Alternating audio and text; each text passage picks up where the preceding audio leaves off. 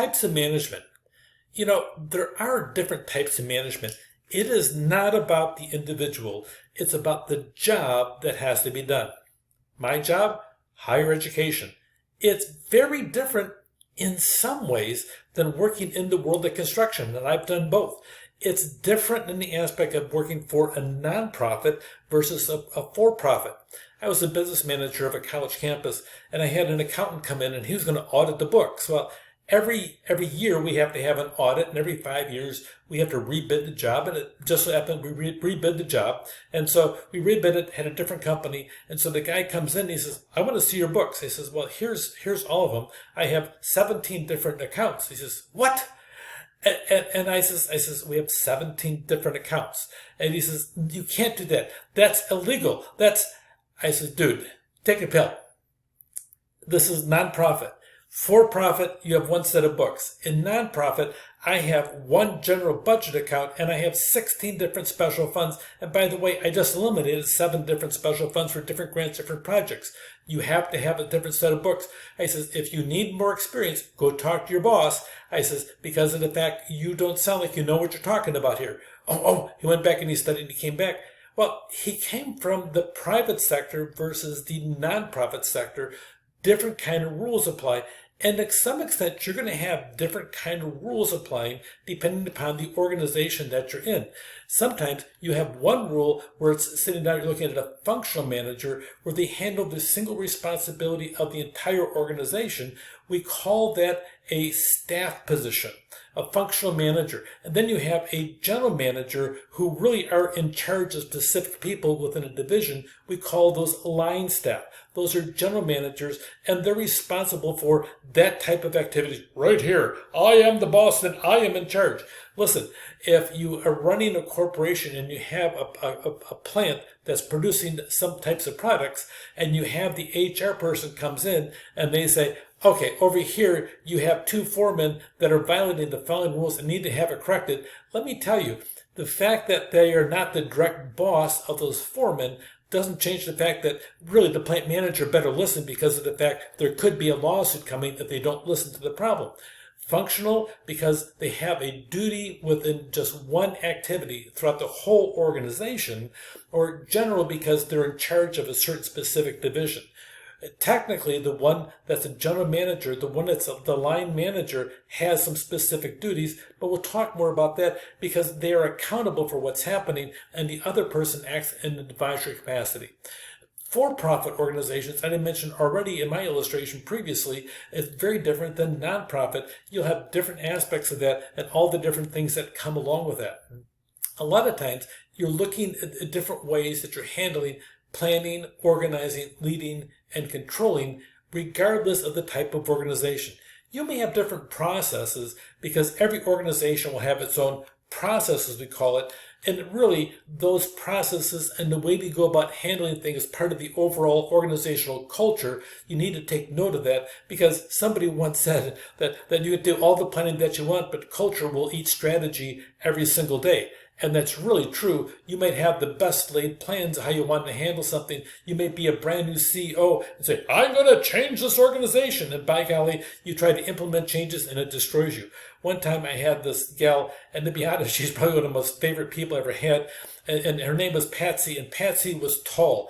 Patsy wasn't just tall, Patsy always wore high heels, and Patsy also had her flaming red hair about 6 inches on top of her head. And to be honest, just so you know, I realized on this video that I look at and I'm really tall. I am not really tall. I'm 5'7", maybe 5'6". Patsy was already 5'10", and with the heels and the hair, she was about 6'4". So I'd follow Patsy walking down the hallway. She'd be strutting down the hallway, and I'd feel like a little, I was running after her and everything else. Patsy was a good leader, and she had some great visions as the chancellor for the district I was in. She turned to me and said, David, this place is rotten to the core.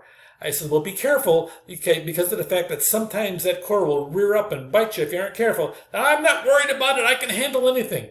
And then lo and behold, 18 months later, she's at a board meeting, and the board of trustees in the process of firing Patsy with all of her vision, all of her fire, all her chutzpah. She was a really good leader in a lot of different ways, but But you can be right sometimes, but she fought against the culture, and the culture reared back and bit her, and she was gone, and they brought somebody else in who was more part of the culture, the good old boys. That happened.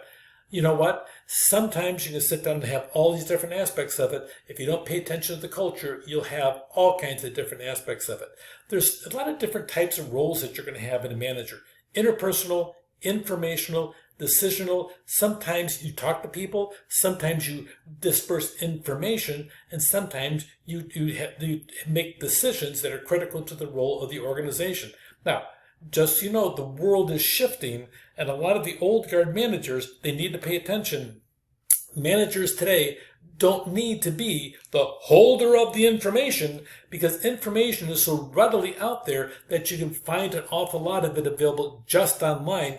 And if you run your organization right, if you have your own type of internal wiki in the process, you can sit down and have a massive amount of information controlled by the employees that you trust, sitting and track it as you go watch the process. But you can open up a lot of different aspects and relieve a lot of duties and actually increase your span of control if you sit down and release control of the information with the employees pursuing it, but making certain that you're training them properly as to how to go about doing that. But we'll talk about that type of duties later. Managers are always working. A good one's always in demand, not because it's a crisis, but because of the fact they can have input, sometimes not to make a decision, but sometimes to bump other people into making a decision and elevating their own skill sets. A lot of their time is spent communicating. A good manager has a lot of communication happening on a regular basis. You might be sitting at your desk and you may decide, I'm going to only answer my email at 10 o'clock in the morning and 2 o'clock in the afternoon. By the way, that's a good strategy. But really, a lot of their time you spend communicating with other people, and really they should be planning their time, be purposeful and proactive, and they have to watch their time because people will steal it. The aspects of the interpersonal, sometimes you're there as a figurehead. When I walked in as the vice chancellor, I would go down the line. I would say, good morning, Jake. Good morning, Sally. Good morning. I would greet everybody by name. Now, somebody sat there and says, oh, you're always Mr. Sunshine first thing in the morning. Well, not really. And I'm always the leader first thing in the morning because I have a role to play as being in charge of that organization. And I wanted to set the tone with a positive aspect of it. And part of my shtick, so to speak, is the aspect of good morning, good morning, good morning. I think you should always be kind and gracious to everybody as you go, because that's part of my persona. But it's also the persona I want the people that I work with to have, especially those people that are looking up to me for leadership. I want them to have that same kind of positivity when they talk to people on the phone or in person. I'm a figurehead. I'm a leader. I'm a liaison. Information, sometimes I monitor. I'm a disseminator. I speak on behalf of my division. Decision aspect of it, sometimes you're an entrepreneur. Sometimes you can be an internal entrepreneur. We call them intrapreneur. Okay, a disturbance handler. Okay, and by the way, if you're a manager, you must be able to handle conflict and resolve conflict. A lot of times you can do it peacefully. We'll talk more about that later. A resource allocator. By the way, resources can be very political, and a good negotiator. The skills, you'll see all the different traits. Okay, there's really 3 of them: technical skills, conceptual skills, and human skills. The technical skills are the things that get done. Now, a manager usually doesn't do a lot of the technical skills anymore because they're in charge of having people that have the technical skills. They all have to have human skills, but as you rise higher in the ranking of a manager, you need to have a bigger base of conceptual skills because you're going from having 3 people and 3 concepts from over here to 10 to 20 to 500, and all of a sudden your conceptual skills, big picture, what everybody should be doing, needs to be much broader. Those are the skills you need to think analytically to make sure you're handling it. The technical part, the lower level management and the employees, they do a lot of that. The human skills, having that ability to talk to people, relate to people, that always a big thing. You want to have that. You will never lose that in the world of management, and it doesn't matter what rank that you are.